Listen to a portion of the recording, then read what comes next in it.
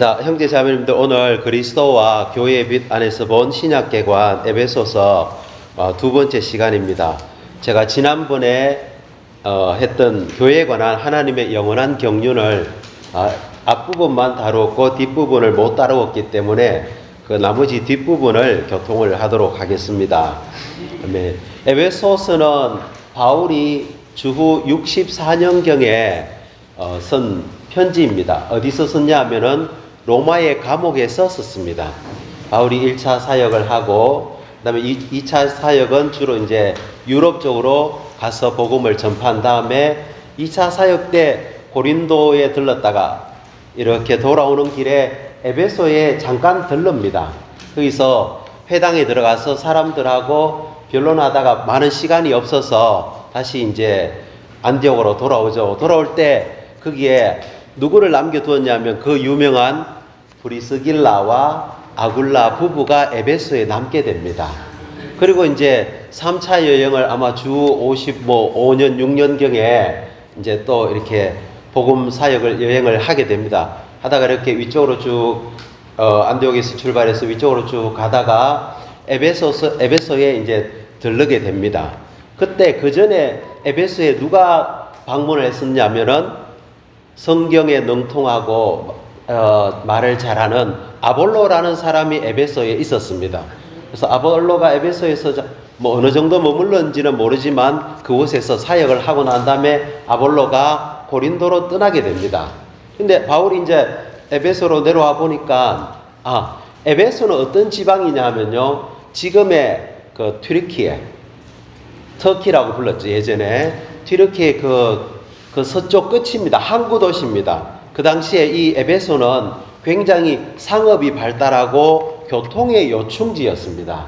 그리고 여기에는 세계 7대 불가사인 아르테미스 신전이 있습니다. 그 옛날 개혁 성경에는 아데미 신전이라고 불렀죠. 아르테미스는 그 로마에 나오는 제우스의 딸입니다. 그 에베소 사람들은 그 제우스의 딸인 아르테미스를 신전을 갖고 있는 것을 굉장한 자부심을 갖고 있었습니다. 에베소라는 도시가 그 아르테미스 신을 섬기는 수호 도시라고 자기들은 자부심을 갖고 있었습니다. 그곳에서 바울이 복음을 전했습니다. 그런데 이제 복음을 전하는데 어떤 일이 발생했느냐 하면은 가보니까 아볼로가 있었는데 사람들이 아직 성령을 받지 못했습니다. 왜냐하면 바울이 요한의 침례만 전했지 주님에 대해서 합당하게 신약 경륜에 따라서 그들에게 사역을 하지 않았습니다. 그래서 바울이 여러분이 누구의 이름으로 침례 받았습니까? 하니까 우리가 요한의 이름으로 침례 받았습니다. 성령에 대해서 들어봤습니까? 아니요, 우리는 들어본 적이 없습니다. 그래서 바울이 그들에게 복음을 전파하고 안수하고 침례를 주고 안수하니까 성령이 그들에게 내려왔는데 한 12명이 되었습니다. 그래서 이제 바울이 이제 그들에게 하나님의 말씀을 강론을 했죠. 회당에 들어가서 3개월 동안 강론을 하는데 사람들이 잘 받지 않습니다. 또 무리가 일어나서 바울을 비방합니다. 그래서 바울이 제자들을 따로 데리고 어디로 갔느냐 하면 두란노 학원이죠. 영어로는 스쿨입니다. 그게 어떤 종류의 학교인지는 잘 모르겠지만 두란노 학원에 가서 만 2년 동안 유대인들과 이방인들에게 하나님의 왕국에 관한 내용들을 전파를 합니다. 그게 굉장히 에베소라는 도시는 바울에게 있어서는 꽤 많은 시간을 보냈고 애착이 있는 도시입니다. 예. 그렇게 하니까 어떤 일이 발생했느냐 하면은 이제 바울의 전파를 통해서 사역을 통해서 하나님의 말씀이 전파되니까 여기 놀라운 일이 일어납니다. 그래서 바울을 통해서 하나님이 비범한 일들을 일으키게 했죠. 바울을 손을 통해서 병자들도 치료받고 하니까 귀신들도 쫓겨나고 하니까 그 당시에 대제사장 스게와의 7 아들이 바울이 하는 일이 대단하다. 우리도 저 일을 한번 해보자 해서 바울이 사용하는 예수 이름으로 귀신을 쫓는데 쫓겨납니까? 안 쫓겨납니다. 오히려 귀신이 그들을 덮쳐서 상처를 입히고 벌거벗은 채로 도망가게 됩니다.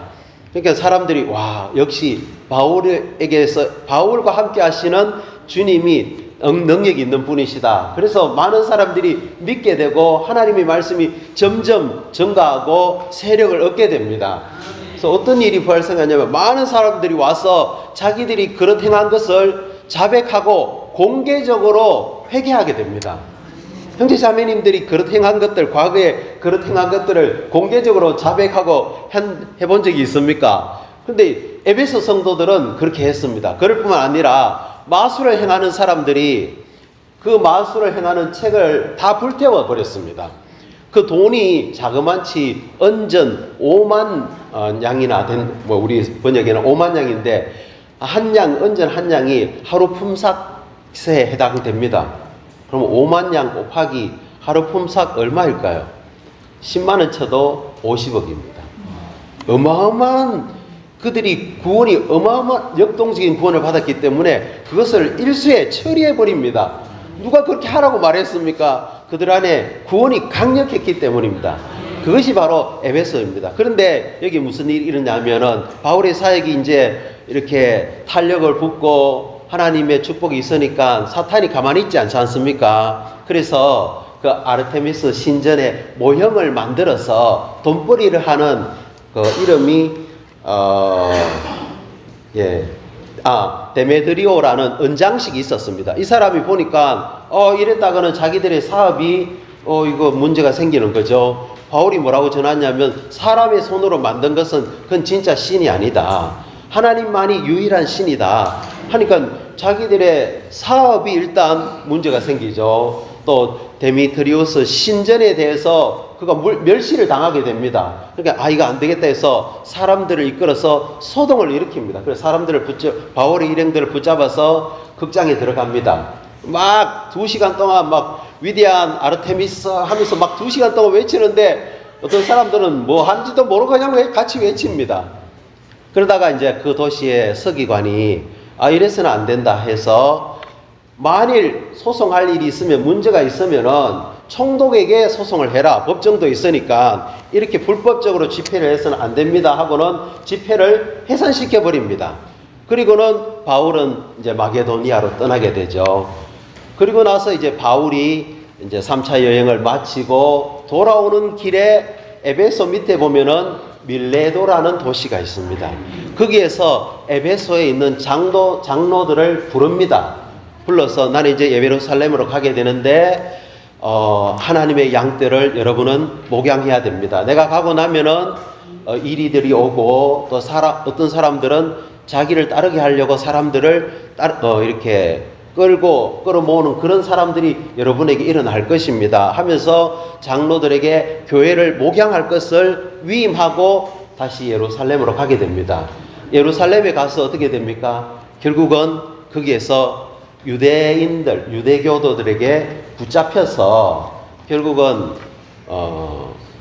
가이사에게 송사하게 되죠. 그래서 배를 타고 죄수로 로마로 호송되어 갑니다. 거기 로마 감옥에서 바울이 무엇을 썼다고요? 에베소서를 쓴 겁니다. 이 에베소서는 굉장히 높은 책입니다. 형제자매들, 이 책을 이해하려면 우리는 타고난 관념, 우리의 지성, 종교적인 어떤 것, 윤리적인 방식 이런 것들을 내려놔야 됩니다. 우리에게 주신 그 연합된 영을 사용해서 지혜와 계시형을 가지고 이 책에 대한 깊은 것들을 만져야 됩니다. 특별히 1장, 2장, 3장에는 교회에 관한 것들은 굉장히 높습니다.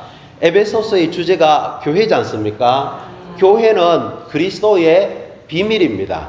그리스도의 충만인 그리스도의 몸이고 하나님의 충만이 됩니다. 제가 계시와 타고난 관념을 한번 비교해 볼게요. 사람이 출생하잖아요. 사람에 대한 우리의 타고난 관념은 뭡니까? 사람은 뭐 동물보다도 더 뛰어나고 인생은 이렇게 사는 것이 합당한 거야. 위대한 일을 성취한다면 그는 잘 사는 인생이야. 근데 성경은 사람을 그렇게 말하지 않습니다. 에베소서는 창세 전에 우리의 운명을 어디로 이끌고 간다고요? 창세전에로 우리를 이끌어 갑니다. 창세전에 우리가 그리스도 안에서 하나님이 우리를 선택하셨다. 그분 앞에 거룩하고 흠이 없게 하시려고 우리를 선택하셨다. 우리를 미리 정하셔서 하나님의 아들의 자격에 이르도록 우리의 운명이 그렇게 정해졌다. 사람이 출생할 때, 사람들은 아이들이 출생할 때 기뻐하잖아요. 축하해 주잖아요. 어떻게 축하해 줍니까? 사람의 방식대로 축하해 주겠죠. 시대마다. 우리는 그렇게 축하해서는 안 됩니다. 하나님, 이 아이는 창세전에, 영원전에 하나님 앞에 거룩하고 흠이 없게 하시려고 선택된 아이고, 하나님의 아들들이 될 수 있도록 미리 정해진 아이입니다. 이렇게 우리가 사람을 관점을 가지고 봐야 되는 겁니다. 자, 예수님이 십자가에 못 박혀 죽으셨습니다. 종교적인 정통적인 교리를 가지고 있는 이 사람의 종교적인 관념은 뭡니까? 예수님 우리를 사랑하셔서 우리 죄를 위해서 십자가에 못 박혀 죽으셨다. 이거 맞잖아요. 틀렸습니까? 맞습니다. 100% 맞는 말입니다. 그것은 그다지 계시가 있지 않습니다. 바울이 에베소서 2장에서 그리스도가 십자가에 못 박힐 때 뭐라고 말하냐면은 계명에 속한 율법에 속한 규례들을 십자가에 못 박아 버리고 그분 자신 안에서 유대인과 이방인을 한 세 사람으로 창조했다고 합니다. 이거는요, 사람이 상상할 수 없는 겁니다. 이거는 하나님이 열어주지 않으면요, 누구도 볼 수 없는 겁니다. 우리는 단순히 십자가에 못 박힐 때 어떤 사람들은 그 십자가 밑에서 울었고 어떤 사람들은 너네 한번 구원해 보라고 했죠. 그런데 누굽니까? 백부장입니까? 어떤 사람은 저 사람은 진짜 하나님의 아들이다. 그 계시도 놀랍습니다. 그러나 그보다 더 뛰어난 계시는 그 십자가, 예수가 못 박힌 그 십자가 안에서, 그리스도 안에서 유대인과 이방인을 나누는 그 계명에 속한 규례들을 하나님이 도말시키고 없애버리고 적대감을 없애고 그분 자신의 생명으로 새로운 사람을 창조했다는 겁니다. 한 세 사람. 이게 놀랍지 않습니까? 주님이 제가 왜 이 말씀을 드리냐면요, 에베소서 안으로 우리가 들어가려면은 지혜와 계시형이 필요하다는 겁니다. 그럴 때 이 책을 합당하게 이해할 수 있습니다. 로마서라는 책이 있잖아요. 너무너무 놀랍습니다. 우리가 하나님의 완전한 구원을 이해하려면 로마서를 떠나서는 그것을 만질 수가 없습니다. 그러나 에베소라는 책을 우리가 알지 못한다면 우리 인생의 의미, 하나님의 영원한 목적, 하나님의 계획, 교회에 관한 하나님의 경륜이 무엇인지를 모른다면 우리 인생은 아무 의미가 없습니다. 정말 이 책은 너무너무나 중요한 책이기 때문에 사랑하는 형제 자매님들, 우리는 이 계시 안으로 들어갈 필요가 있습니다. 그래서 우리가 가지고 있는 계획에는 에베소서는 다음에 7가지 항목을 다루고 있다. 따라서 우리가 이 책을 이해하기 위해서 우리에게는 무엇이 필요합니까? 지혜와 계시형이 필요합니다. 이 7가지를 다시 한번 우리가 선포해 보겠습니다. 하나님의 영원한 목적과 그분의 경륜, 하나님의 영원한 목적의 목표인 교회, 교회의 건축을 위한 재료들의 참된 상태, 하나님께서 교회를 산출하신 세 단계들, 성령 안에서 교회에게 필요한 생활, 마지막으로 하나님의 목적을 좌절시키고 손상시키는 하나님의 대적 사탄 마귀에 대항하는 영적 전쟁. 제가 지난주에는 A번, B번을 교통했습니다. 하나님의 영원한 목적과 그분의 경륜, 그리고 하나님의 영원한 목적의 목표인 교회입니다. 아멘. 다시 한번 말씀드리죠. 교회에 대한 많은 믿는 이들의 개념은 뭡니까? 어떤 장소에 하나님을 경배하고 예배드리기 위해서 모이는 장소입니다. 모이는 사람들입니다. 에클레시아. 근데 바울이 에베소서를 통해서 보여주는 계시는 훨씬 더 높습니다. 교회는 만물 안에서 만물을 충만케 하시는 분의 충만인 그리스도의 몸이라고 합니다. 교회는 아까 제가 말씀드렸죠. 이방인들과 유대인들을 한 세 사람으로 창조한 한 세 사람이라고 합니다. 단체적인 인격입니다. 이걸 골로새서에서는 바울이 뭐라고 하냐면은 이 세 사람 안에는 유대인, 헬라인, 종, 자유인, 배운 자, 못 배운 자, 노예, 주인 없이 모두가 다 뭐가 돼야 된다고요? 그리스도가 돼야 된다는 겁니다. 이 세 사람의 인격은 그리스도라는 겁니다. 교회는 하나님의 왕국입니다. 우리의 시민권은 이 땅에 있지 않습니다. 우리 두 분은 미국 영주권 갖고 계십니까? 미국 영주권보다 더 좋은 건 미국 시민권입니다. 미국 시민권 가지면 굉장합니다. 그거 가지려고 많은 사람들이 노력하는데 그렇게 쉽지 않습니다. 그런데 우리는 어떤 시민권을 갖고 있는지 아십니까? 그렇습니다. 하나님의 왕국, 하늘에 속한 시민권을 갖고 있습니다. 형제 자매들, 이 땅에서 일어나는 일을 왜 이렇게 마음 상합니까? 우리의 시민권은 하늘에 있습니다. 교회는 또한 하나님의 가족입니다. 사랑과 누림이 달콤한 가족입니다. 교회는 또 하나님의 거처입니다. 우리 영 안에서 건축되어 가고 있죠. 하나님이 교회를 안에 거하고 계십니다. 그럴 뿐만 아니라 교회는 그리스도의 만족과 안식을 위한 그분의 배필입니다. 그분의 아내입니다. 그래서 에베소서 5장에서 그 그리스도는, 우리의 신랑이신 그리스도는 말씀 안에 있는 물로 우리를 매일매일 씻고 계십니다. 점도 없고 흠도 없는 하나님 앞에 영광스러운 교회로 세우시려고 그렇게 하고 계십니다. 형제 자매님들, 주님을 사랑하십니까? 아멘. 어느 정도로 사랑하십니까? 아멘. 주여, 당신 없이는 나는 못 살아요. 오늘도 저에게 입 맞춰 주시기 원합니다. 제 얼굴에 이거 점이 있잖아요. 제 성질에 그 점들이 있잖아요. 제 낡은 타고난 생명 속에 있는 그 주름들이 있잖아요. 하늘에 속한 보톡스를 받기 원합니다. 우린 주님의 신부입니다. 주님을 사랑해야 됩니다. 마지막으로 교회는 한 세 사람으로서 하나님의 이중의 목적을 성취하는 그분의 군대입니다. 이 땅에 하나님을 대적하는 원수가 있습니다. 공중에 악한 세력들이 있습니다. 이것을 우리는 영적 전쟁을 통해서 원수를 패배시키고 이 땅에 하나님의 왕국을 가져오는 단체적인 전투원, 단체적인 전사입니다. 그래서 이러한 것들을 보려면 뭐가 필요하다고요? 지혜와 계시형이 필요합니다. 아멘. 제 말에 동의가 되십니까?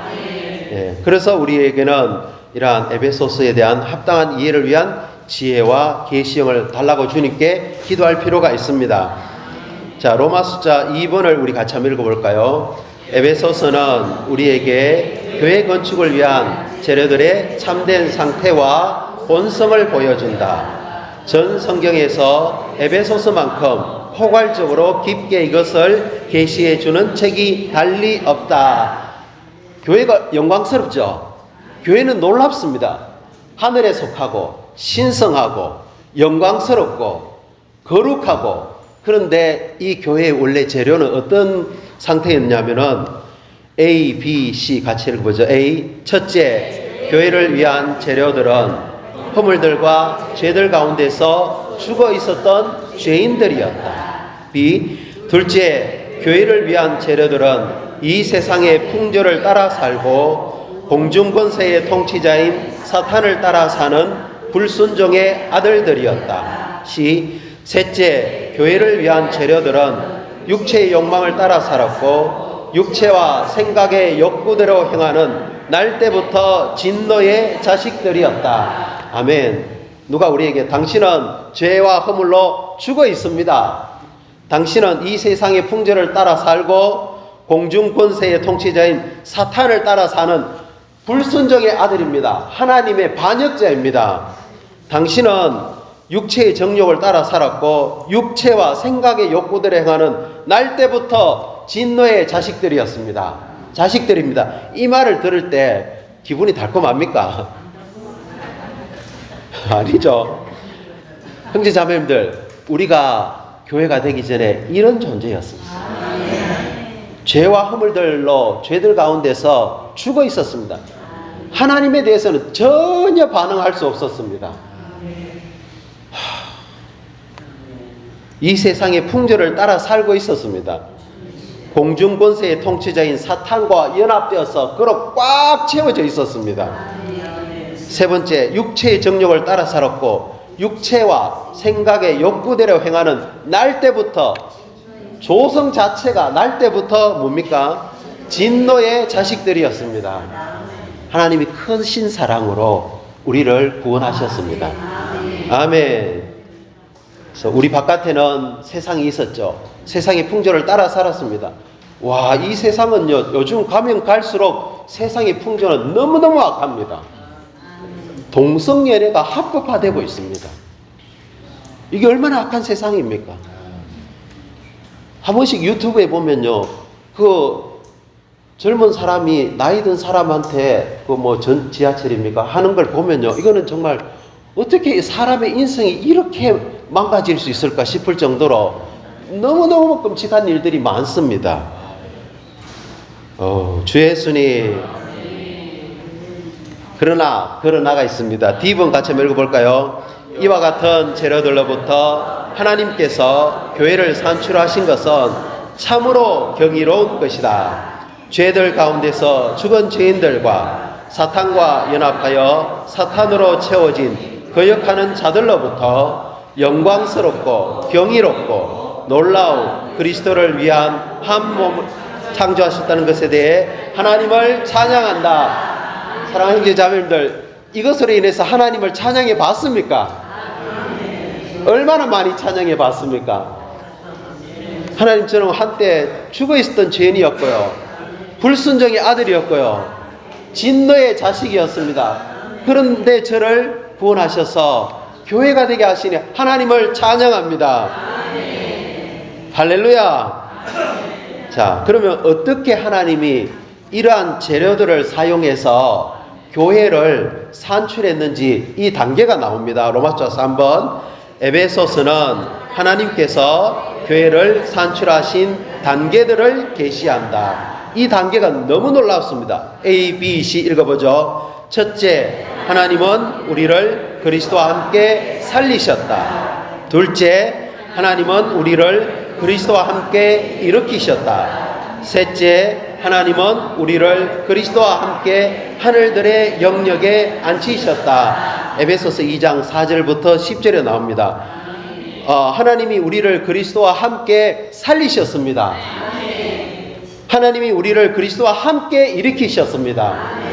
세 번째, 하나님은 우리를 그리스도와 함께 하늘들의 영역에 앉히셨습니다. 아멘. 에스겔서 37장에 보면요, 하나님이 에스겔에게 뭘 보여줍니다. 그 골짜기가 나오는데 거기에 죽어 있고 마른 흩어진 뼈들이 가득합니다. 그 이스라엘 백성의 상태를 말합니다. 그리고 그것은 우리를 말해주고 있는 겁니다. 우리가 그 골짜기에 죽어 있고 말랐고 완전히 말라버렸습니다. 그리고 흩어져 있는 뼈들이 있는데 하나님이 에스겔에게 이 뼈들에 대해서 말하라고 합니다. 그러자 하나님의 영이 그 안에 들어가니까 어떻게 됩니까? 뼈들이 붓기 시작합니다. 힘줄이 연결됩니다. 그리고 뼈 위에 살갗이 덮여집니다. 그리고 그것들이 일어나서 살아나서 뭐가 됩니까? 군대가 되는 겁니다.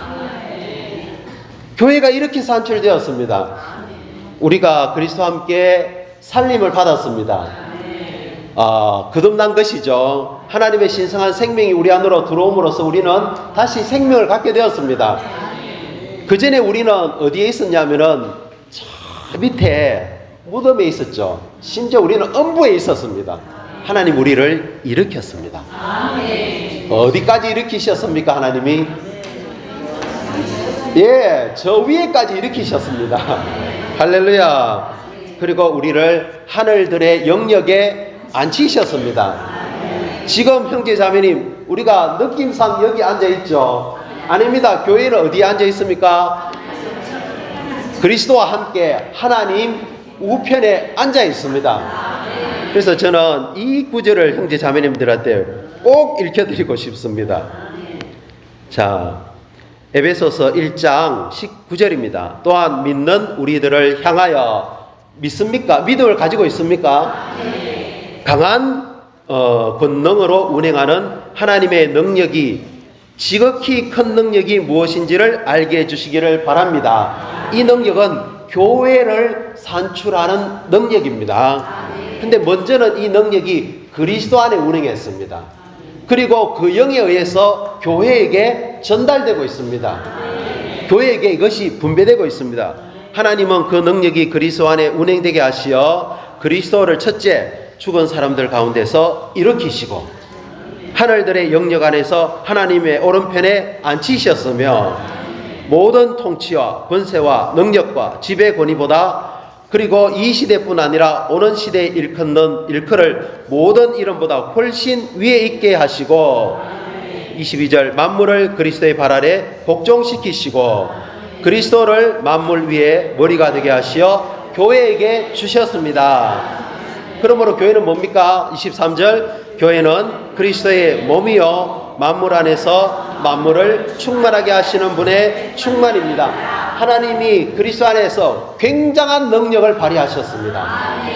죽은 사람들 가운데서 그리스도를 일으키셨습니다. 죽음, 무덤, 엄부 모든 것들을 다 무효화시켜 버렸습니다. 그리스도를 모든 것보다 훨씬 뛰어난 위치에 앉힌 능력이 있었습니다. 통치자들, 권세자들, 능력들, 지배권위들 이 시대뿐 아니라 오는 시대에 일컫는 모든 이름 위에 그분은 뛰어나신 분이 되었습니다. 성천하셨죠. 이런 그리스도와 함께 우리가 어떻게 됐다고요? 일으켜진 겁니다. 언제요? 2000년 전에 그리스도와 함께. 세 번째는 만물을 그리스도의 발 아래 복종시키셨습니다. 교회의 모든 것은 교회의 발 아래 있는 겁니다. 어떤 능력도 교회보다 높지 않습니다. 네 번째는 그리스도를 만물 위에 머리가 되게 하셨습니다. 그리고 그 그리스도를 어디에 주셨다고요? 교회에게 주셨습니다. 아멘. 자, 형제자매들 시간 가는 거 걱정하지 마십시오. 지금 우리 방 안에 수많은 전등들이 있지 않습니까? 이 전등들은 마치 우리와 같습니다. 교회라고 말할 수도 있습니다.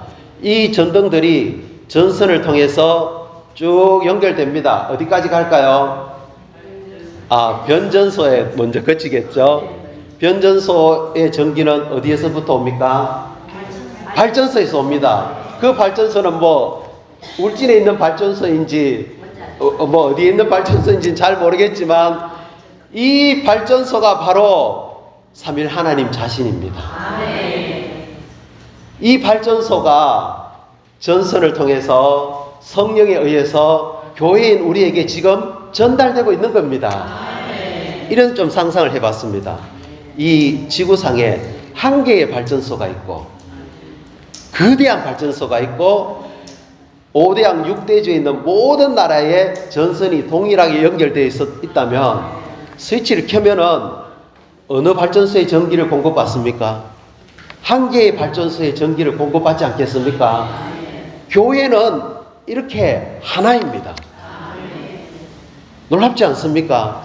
그것이 한 발전소에서 전선을 통해서 전류가 흘러서 우리 모든 나라에 있는 100몇십 개국에 있는 모든 나라에 동시에 전기가 켜지게 될 겁니다.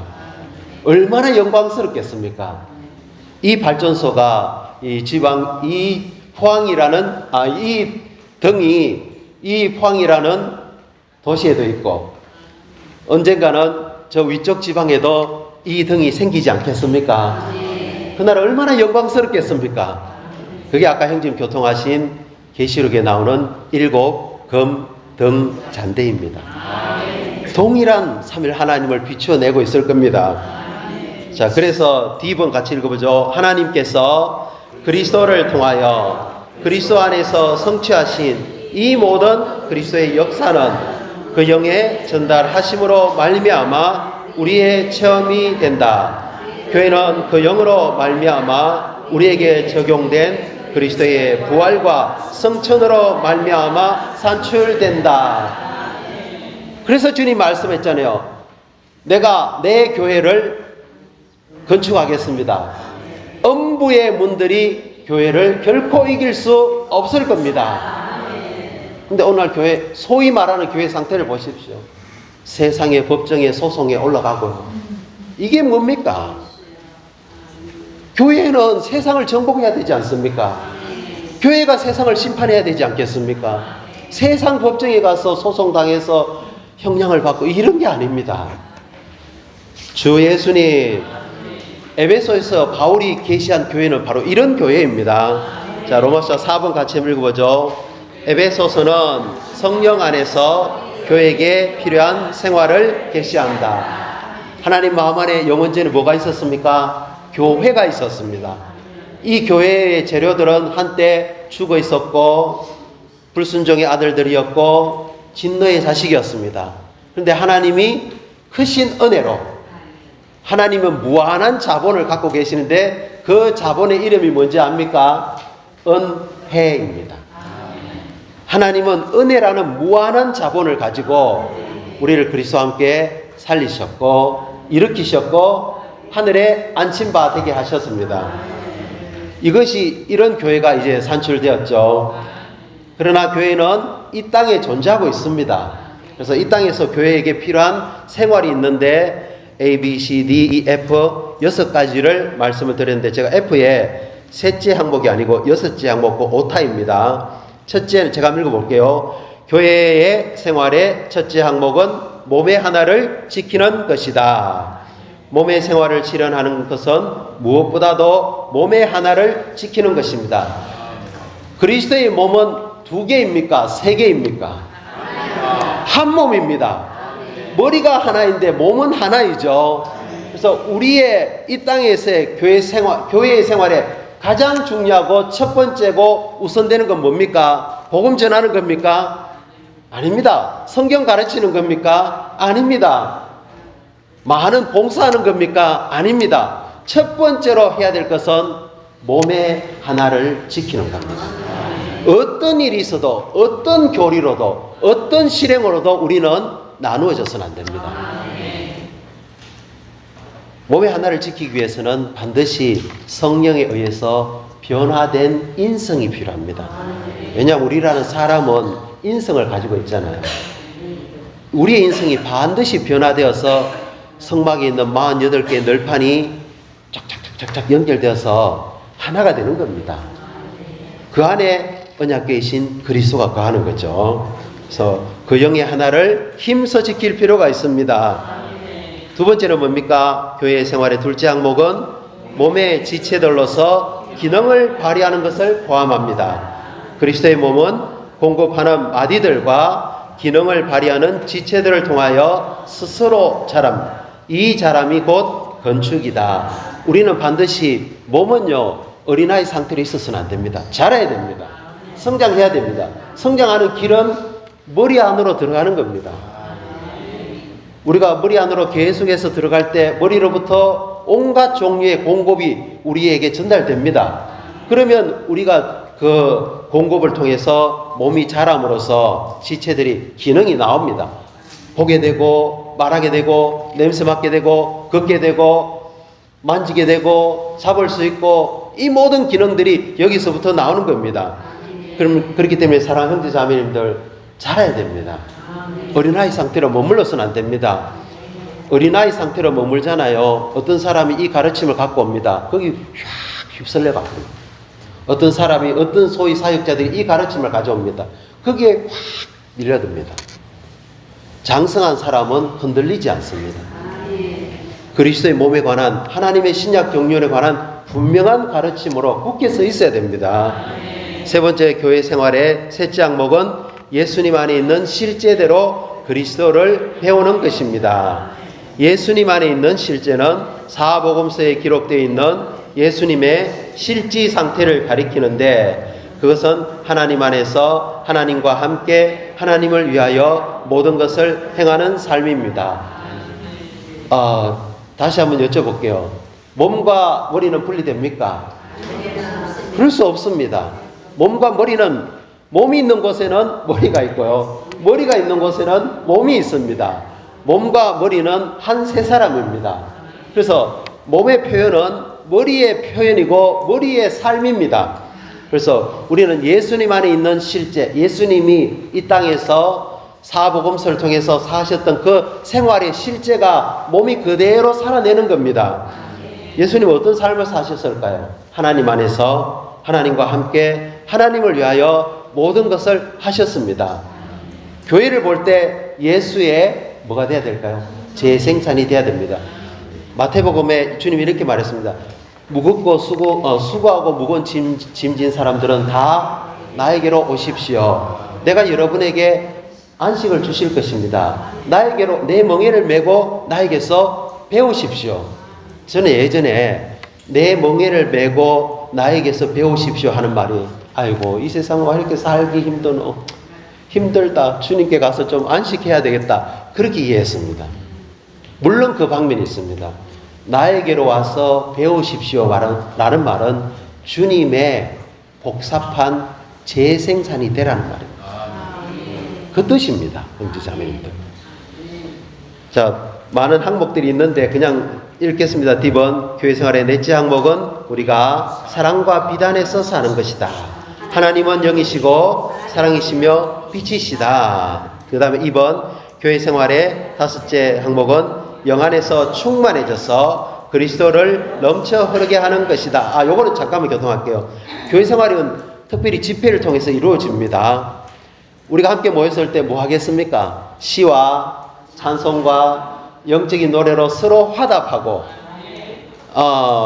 주님께 감사함으로 하나님께 영광을 돌리는 생활 아니겠습니까? 예, 술 취하지 말고 성령으로 충만해서 그리스도를 흘러 넘치게 하는 겁니다. 아멘.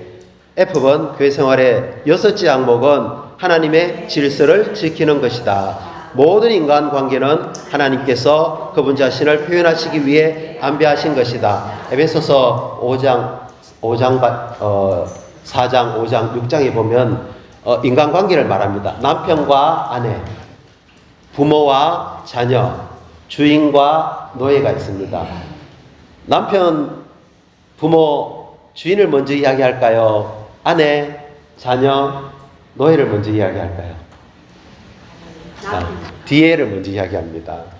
아내들은 남편에게 복종하십시오. 자녀들은 부모에게 순종하십시오. 노예들은 주인에게 순종하십시오. 이렇게 이야기합니다. 자, 그러면 남편, 부모, 주인은 왜 하나님의 그런 인간관계를 이 땅에 안배해 놓으셨을까요? 이건 하나님의 통치상의 질서를 위한 겁니다. 이런 것을 통해서 남편은 내가 남편이니까 밥 해와, 이게 아닙니다. 남편은 남편이신 하나님을 대표하고 표현해야 됩니다. 부모는 생명의 근원이신 하나님을 표현해야 됩니다. 주인은 진짜 주이신 하나님이신 그분을 표현해야 됩니다. 이 질서가 깨트려져서는 안 됩니다. 이건 세상 공자가 가르치는 윤리하고는 다른 겁니다. 교회는 훨씬 더 높은 겁니다. 우리가 비록 윤리적이고 도덕적인 것들이 필요하지만 교회인 세 사람인 교회에서의 이 윤리관계는, 인간관계는 그거보다 훨씬 높은 겁니다. 남편으로서 저는 하나님을 표현해야 됩니다. 부모로서 저는 하나님을 표현해야 되는 겁니다. 주 예수님, 이것이 바로 이 땅에서의 성령 안에서의 교회에게 필요한 생활입니다. 자, G번 같이 한번 읽어봅시다. 교회의 생활의 이러한 모든 방면들은 그 영 안에서와 그리스도 안에서의 생활이다. 그리스도는 이러한 생활의 본질과 실제와 중심과 모든 것이시다. 우리의 생활과 행함은 그리스도를 표현하고 그리스도를 높이고 그리스도를 증거하고 그리스도를 사역하고 그리스도를 해방하고 그리스도를 다른 이들에게 나누어 주는 생활이어야 한다.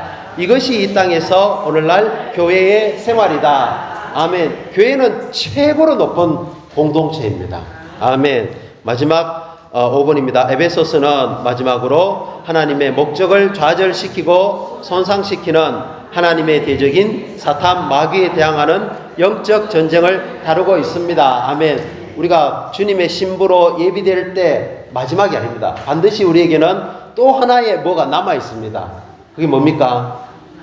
하나님을 대적하는 원수가 있습니다. 그 영적 세력을 완전히 교회는 멸망시켜야 되는 겁니다. 그래서 A, B 읽어보겠습니다. 하나님의 영원한 목적은 교회를 얻는 것이다. 하지만 하나님의 대적은 하나님의 목적을 좌절시키고 손상시킨다. 그러므로 영적 전쟁은 불가피하다. B번, 이 전쟁은 주님 안에서 그리고 그분의 강한 권능 안에서 굳세어짐으로써 치러진다. 그리고 그분의 강한 권능 안에서 굳세어지고 하나님께서 주신 완전한 전투 장비로 무장하여 영적 전쟁을 하게 된다. 아멘. 주님 안에서, 우리 자신 안에서 아닙니다. 그분의 강한 권능 안에서 부활의 능력, 성천의 능력, 정복하는 능력, 머리 되시는 이 능력으로 강해져야 됩니다. 그리고 하나님께서 주신 완전한 전투 장비로 무장할 필요가 있습니다. 내가 입는 겁니까? 교회가 입는 겁니까? 교회가 입는 겁니다. 사탄의 전략은 우리를 이 군대에서 고립시키는 겁니다. 수없는 많은 사람들을 봤습니다. 몸에게서 교회에게서 고립되면 고립될수록 그의 영적 상태는 점점 더 하락되는 겁니다. 그래서 우리는 완전한 전투 장비가 뭘까요? 진리의 허리띠, 의의 가슴바지, 화평의 복음의 견고한 기초인 신발, 믿음의 방패, 구원의 투구, 그 영의 검을 우리는 착용해야 됩니다. 이럴 때 우리는 대적을 패배시킬 수가 있습니다. 가끔씩 이런 생각이 듭니다. 교회 안에 어떤 문제가 생깁니다. 몸 안에 어떤 문제가 생깁니다. 이때 우리가 몇몇 사람들만 이것을 위해서 싸워서는 안 됩니다. 이런 전쟁의 나팔이 불려질 때 우리 모두가 이 완전한 전투 장비를 입을 때 와, 얼마나 효과적이고 강력하게 싸울 수 있겠습니까? 이것은 나하고 상관없는 일, 이렇게 생각하시면 안 됩니다. 그리고 한 가지 더요. 죄송합니다. 많이 시간인데. 우리가 싸우는 것은 혈과 육을 대항해서 싸우는 겁니까? 어디를 대항해서 싸웁니까? 예, 공중에 있는 악한 영들, 통치자들, 권세자들, 이 어둠의 세상 주관자들을 향해서 싸웁니다. 형제 자매님들, 땅의 싸움을 싸우는 게 아닙니다. 다니엘이 바벨론에 있을 때 주님, 느부갓네살 왕을 하루아침에 끝내시고 우리 동포를 예루살렘으로 돌아가게 해주십시오. 이런 기도 했겠습니까? 그렇게 기도 안 했습니다. 여전히 느부갓네살은 통치했습니다. 그런 기도를 하지 않았습니다. 10번입니다.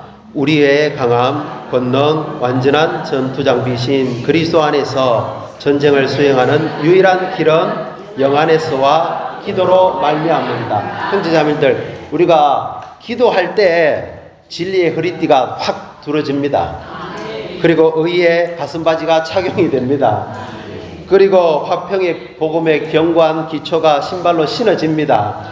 그리고 마지막으로 원수를 완전히 도륙할 수 있는 그 영의 검, 하나님의 말씀을 갖게 될 것입니다. 아멘. 주 예수님, 제가 긴 시간을 교통을 드렸는데요. 제가 형제 자매님들한테 나눠드린 교회에 대한 하나님께서 성취하신 일, 이 프린트물 있죠. 여기 보면 하나님의 관점에서 우리의 체험에서 에베소서는 아주 특별한 많은 동사들을 사용하고 있습니다. 이거는 뭐냐면은 에베소서 라이프 스타디 72번 메시지를 요약한 겁니다. 그래서 한 30가지 항목이 나오는데요. 워치만니가 이런 말 했습니다. 에베소서는 세 단어로 요약할 수 있다. 좌행참. 예. 앉고 행하고 선다. 놀라운 계시입니다. 근데 우리 사랑하는 위트니스 리는 라이프 스타디에서 에베소서에서 교회에 대하여서 하나님께서 성취하신 일을 이런 한 32가지의 동사로 표현을 했습니다. 그래서 형제 자매님들 이거 버리지 마시고요. 여기에 관련된 성경 구절을 하루에 한 구절씩 한 중점씩 기도로 읽어보시기 바랍니다. 30일 후에 어떻게 될 것인가. 형제 자매님들 틀림없이 바뀔 겁니다. 그래서 주님을 찬양합니다. 더 긴 시간 제가 했는 걸 죄송하고요. 다음 주에 에베소서의 또 다른 각도에서 에베소서를 마치도록 하겠습니다. 주님을 찬양합니다.